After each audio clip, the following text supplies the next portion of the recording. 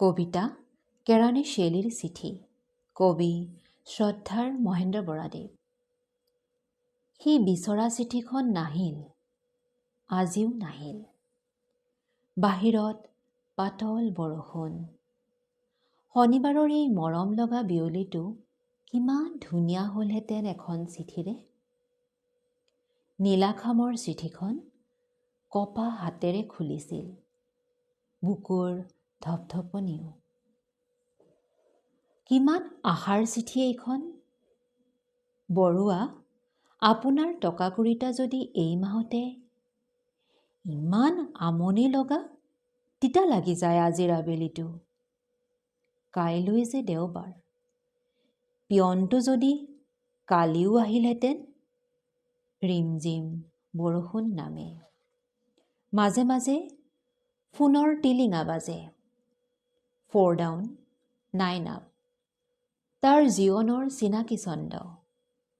ফোনৰ আনটো মূৰৰ পৰা যদি পাতল শব্দ কেইটামানকে উপঙি আহিলহেঁতেন আৰু দুটামান টুকুৰা টুকুৰ হাঁহিৰ শেষ খলকনি।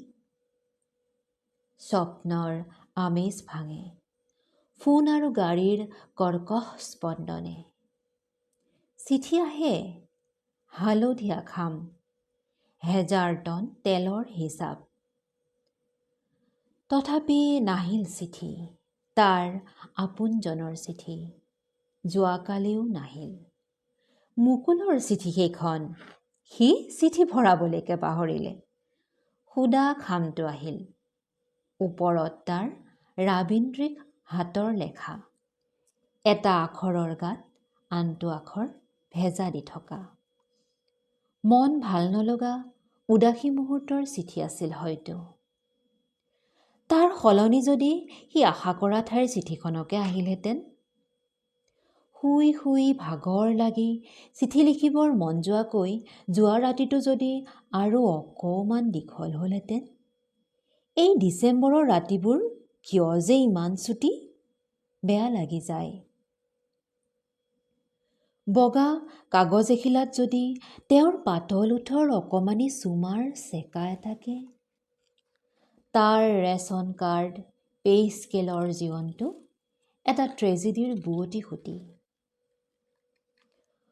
সোণৰ সপোন গুৰি হৈ যায় ৰেলৰ ইঞ্জিনৰ চেপাত নহয়, ফাইলৰ হেঁচাত। বালিৰ লগত মিহলি হৈ থকা সোৱণশিৰিৰ সোণৰ গুৰি ৰ'দৰ পোহৰত নিজিলিকে।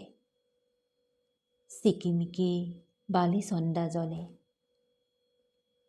গল্পত পোৱা বলেশ্ৰাৱৰ দৰে নিজৰ নামত নিজেই চিঠি দিব নেকি? বেয়া নহ'ব কিজানি। তাৰ শুই থকা চকুৰ পাহিত অলেখ সপোন জাগে।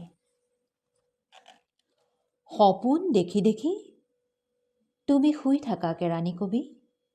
এটা শতিকাৰ পাছত তোমাৰ কবৰৰ ওপৰত পিয়নে চিঠি থৈ যাব। চিঠি আহিবই মৰমৰ শেলী। পাৰৰ উপকূল ছয়াময়া জানো আমাৰ। নমস্কাৰ।